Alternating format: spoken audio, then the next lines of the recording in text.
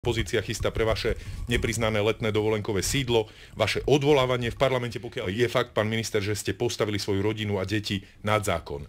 Nie je toto dôvod, aby ste odstúpili sami zo svojej pozície? Nepostavil som ju nad zákon. Postavili, o tom sa nemusíme baviť. Postavil som ju na úroveň ústavy, ktorá garantuje súkromie všetkým rovnako. My politici máme trochu menšie, ale naši rodinní príslušníci majú rovnaké. A tak to ste si to vysvetlili? To nevysvetlil som si, to hovorí ústava úplne jasne. No ale ústava hovorí aj to, že musíte priznať majetky a že takisto v neverejnej časti musí priznať majetky aj vaša manželka v tomto prípade. Ja sa nejdem vyhovárať, pán rektor, plne rešpektujem svoju zodpovednosť a som pripravený niesť aj prípadné sankcie, odstúpenie? Ktoré z toho vyplývajú. Nie, to nie, hej? Rozhodne nie. Prečo? Bez vám to vysvetlím.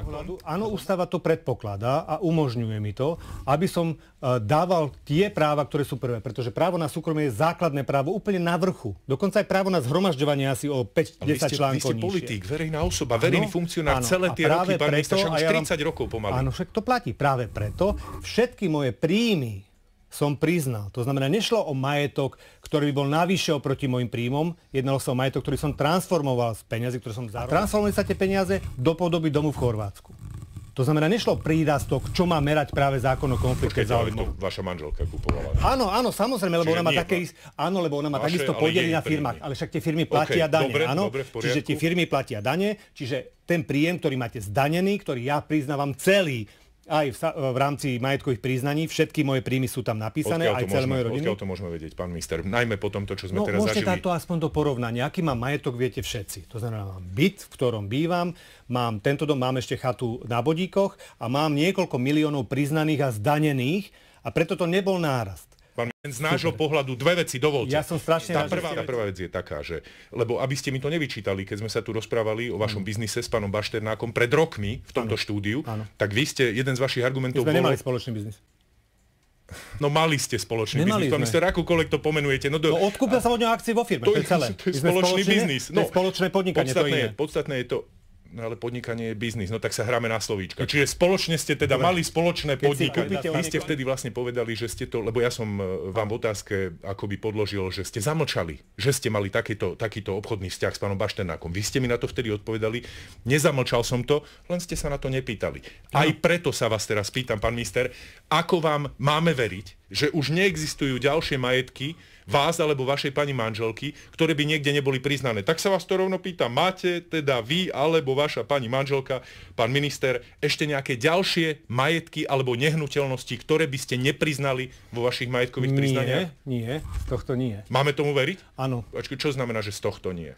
No, platí, keď položíte túto otázku, takže to sú účty, podiely, akcie, ktoré vždycky priznávam. OK, dobre, tak teraz zostaňme pri majetkových priznaniach. Buďme pri nehnuteľnostiach, dobre, aby som nevymenoval, že či náhodou som na niečo nezabudol a máme... Prečo, keď ste to zatajili z dôvodu, ktorý ste vysvetlili, ktorý podľa vás je teda až na úrovni ústavy, a teraz ste to prezradili? Prečo? Viete čo, to je veľmi jednoduché. Keby sme to chceli zatajiť, tak to samozrejme nie je písané na mňa alebo pani manželku moju, lebo by sme mohli nájsť nejakého môjho zamestnanca alebo kolegu alebo na firmu. Niektorí to tak robia, ja som to tak urobiť nechcel. Ktorý, pán minister? A to nie je podstatná otázka. Akože nie je. Vy viete o niekom, kto by takto sa snažil zamlčať svoj majetok? Ne, to nepoznám, len hovorím, že niekto to tak robí. Aha, že toto by mohla byť technológia. My sme dali 300 000... To my nevieme veľmi potom akoby posúdiť, lebo viete, vy sami viete lepšie ako ja, v čom je princíp tých majetkových priznaní. Pán minister, aby verejnosť videla, aké majetky prirastajú politikom. Čiže ak to nevidí, Vidí. No, veď ako ešte raz, pán redaktor, za posledných 20 rokov mám v tých majetkových priznaniach niekoľko miliónov eur. Táto situácia tu nie je. Pán minister, o to je to viac blbé, že ste to nepriznali. Presne preto to, čo hovoríte, je to také. Pretože by to zneužili ako všetko. Vy chcete od ale veď oni vedia, že máte tie milióny, však to sami vyhlasujete. Lenže tu ide o ochranu súkromia, o ochranu miesta. Ale veď vieme, pán minister, vy sami vyhlasujete, že je všeobecne verejne známe, že ste bohatý človek. Áno, presne tak. Čo skrývate? Prečo potom nestalo, že ľudia prestanú platiť dane, napríklad tú transakčnú daň, a budú vám odkazovať, že chránia svoju rodinu. Super, viete? Lebo aj minister sa podstavil na zákon. To je ale hodne bulvárne, čo ste teraz predviedli.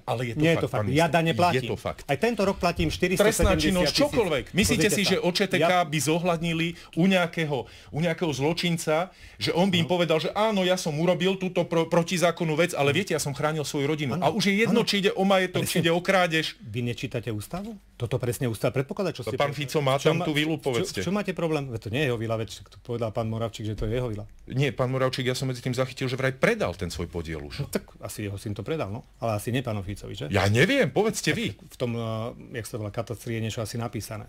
No a či nevyužil to, čo ste predtým hovorili, že to napísal na tých bielých koní?